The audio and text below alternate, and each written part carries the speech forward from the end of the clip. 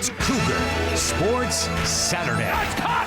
Touchdown! Stayed inside the boundary and gets in for 6. Cougar Sports Saturday, a presentation of KSL Sports. Richie right to the rim, driving score! He would not be denied! BYU Sports Talk by Cougar fans for Cougar fans. Sponsored by Any Hour Services, electrical, plumbing, heating, and air. Your hosts are Mitch Harper and Kyle Ireland.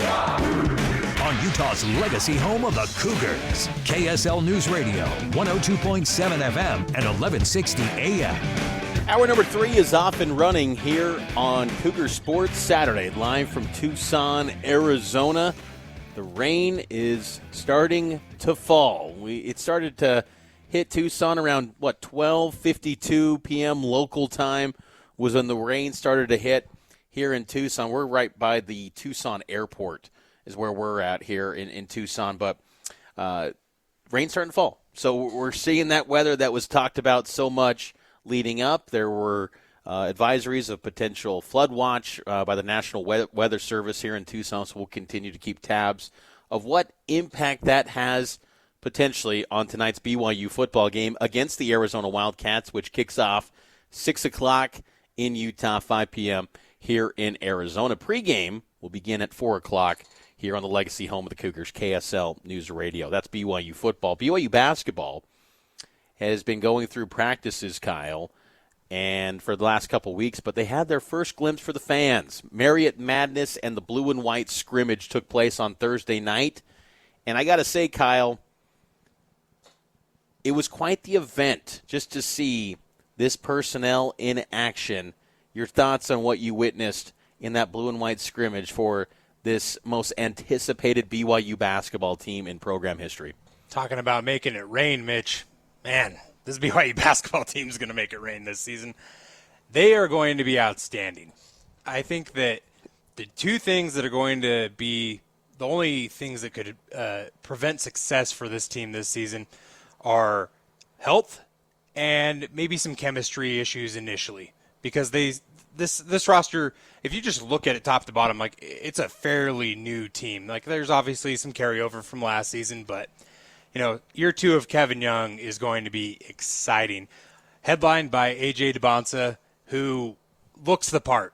I mean, just going down on the court before the Marriott Madness blue and white scrimmage, you could just tell that guy's going to play in the NBA next year. Like, he looks like an NBA player. He could play in the NBA right now. I mean, that's what AJ is for BYU. He's an NBA player who's playing in the Marriott Center this season, which is crazy to say. BYU hasn't had a talent like this ever, and they really haven't had a guy who's going to be a go-to, go get a bucket option like this since Jimmer Fredette. It's really been a while since BYU's had a guy that's going to be able to do some of the things that AJ is going to be able to do in this offense. But, Rob Wright, Richie Saunders, I mean, the list goes on and on. Like, there's so much talent on this team. It really I'm interested to see how they blend together the chemistry of this group as, we're only a few short weeks away from Villanova, BYU, and Las Vegas. There were 2 halves played, 12 minutes each, and the first half of action was a lineup for the white team that included Richie Saunders, Keba Keita, Kennard Moo Davis Jr., Dominique Diomande, he's a new transfer in from Washington, and Hadim Mboop.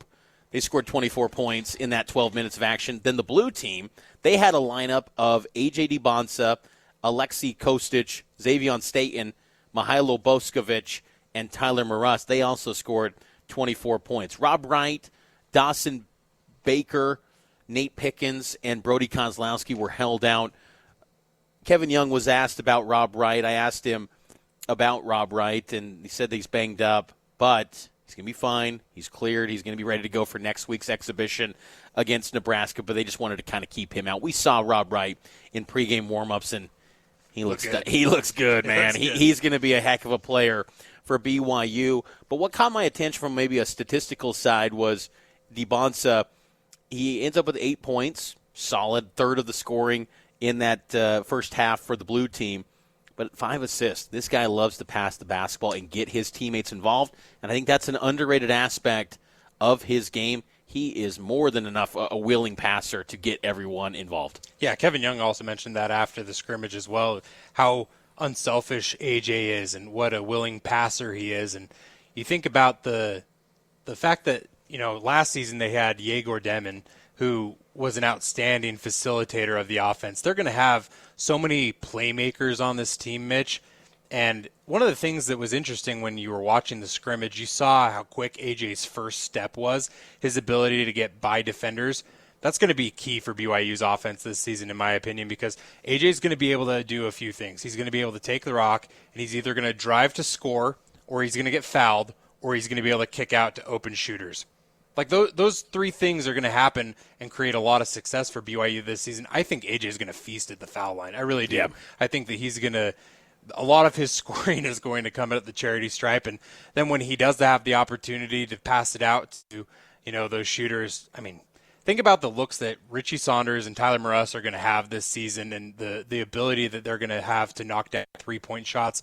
You talked about this earlier this week, AJ being able to kick out to a guy like Richie Saunders. Richie's already a great three-point shooter, Mitch, but where do you think this offense and having, Rob Wright, AJ be able to facilitate things to be able to create good looks for AJ and to maybe help improve his draft stock? Yeah, I think that, Richie's going to be outstanding for this team. And I think AJ, I'm really curious to see how those two come together and lead this team. But I think there's 3 potentially first-round NBA draft picks on this team. I think Richie Saunders could sneak into the back half of the first round, potentially, just because of how efficient I think he's going to be offensively. I do want to correct something. I said there was 2 12-minute halves.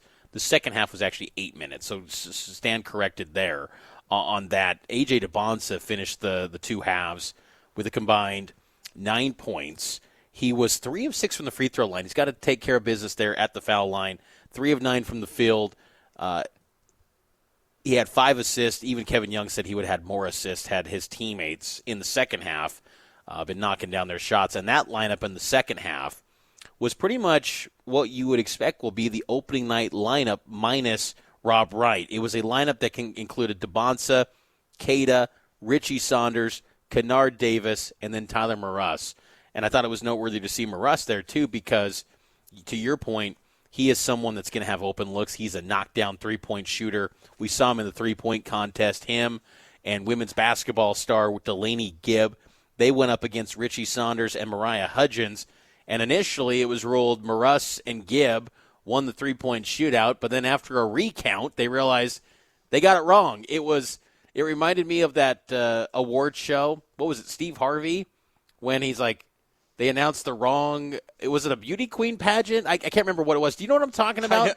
I do. I just can't It was a remember Miss what America, it was. Yeah. and he announced the wrong person, and that's what BYU had that moment at three-point shootout on the Marriott Madness scandal. And then they eventually awarded Richie Saunders and Mariah Hudgens the title. Richie was on fire in his three-point shoot. I think he knocked down every ball on the 2 racks.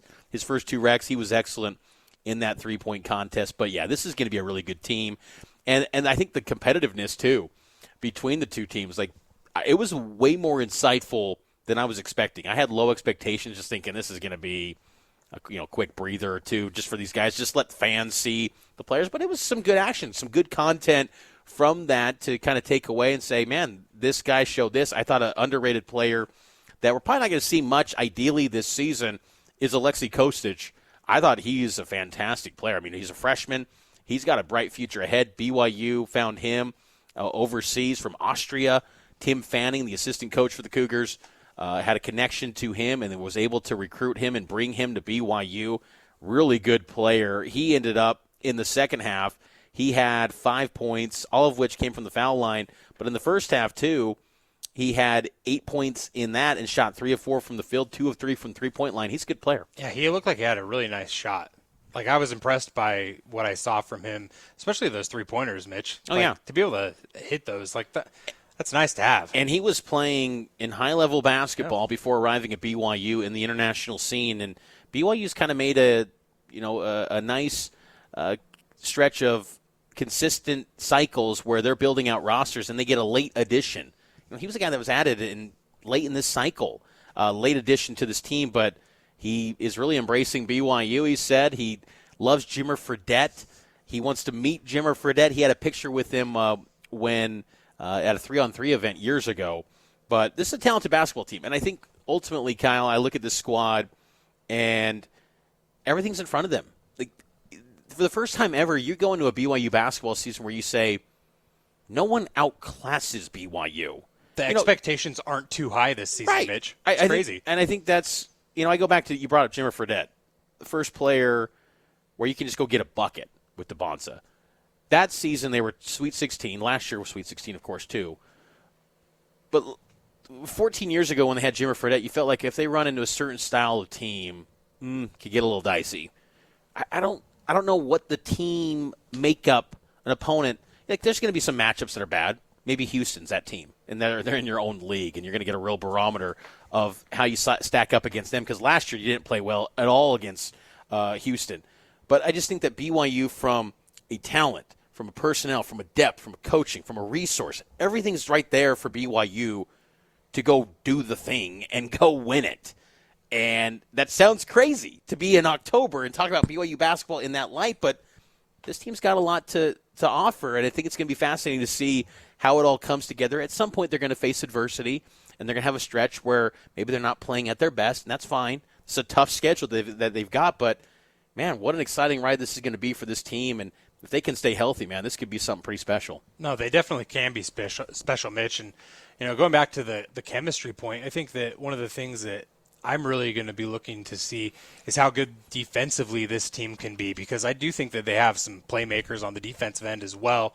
You've obviously got Keba Keita, who's holding things down in the paint, but I think that Moo Davis, that was a player that really stood out to me for what he's going to be able to bring on the defensive end. Good. He also he seems like a really fun personality as well. Mitch, talking to him after the game, I think that there's going to be some characters on this team. There's going to be, it's always fun. Each season there's always a fan favorite or two. I think Moo's going to be one of those guys for this team. Well, and I think that every year you just got to focus on the season that it is, because when you project long term, that's just fool's gold in college basketball today, because so many guys could leave. But isn't that the thing about this season, Mitch, because of AJ just being a one and done? Like, this season is really just contained in and of itself. Yeah, you got to capitalize. You got to take advantage of this, because this program will look completely different next year. You could have a lot of guys return, like Moo Davis, if they all want to run it back, sure. But, it could be completely new, too. So you got to capitalize. When you can't assume you're going to get the number one recruit every single year. You've got to capitalize and cash in with this guy. And DeBonsa is special. There are times, though, where I do see him, and I want you to just take it over. Just take over the game. But I think he'll pick his spots. He's got a great feel to his game, and you talk about that first step. It is special, his ability to just elevate over his defenders. It makes it seem so simple, and I think almost Cougar fans watch it and you don't realize how incredible that is, because you just never seen stuff like that. It seems so basic to AJ, but it's just spectacular abilities, and it's going to be fun to see how this team comes together. BYU basketball gets the season started next week for an exhibition game against Nebraska in Lincoln. That's at 11 a.m. next week, so we'll keep tabs on that, which will be a busy Saturday. Next week, BYU football takes on Utah, and then Cougar hoops in an exhibition game against the Nebraska Cornhuskers. Let's take a break. You had the chance to catch up with Tanner Wall, BYU captain on this defense. You'll hear that conversation Kyle had with Tanner Wall next here on Cougar Sports Saturday.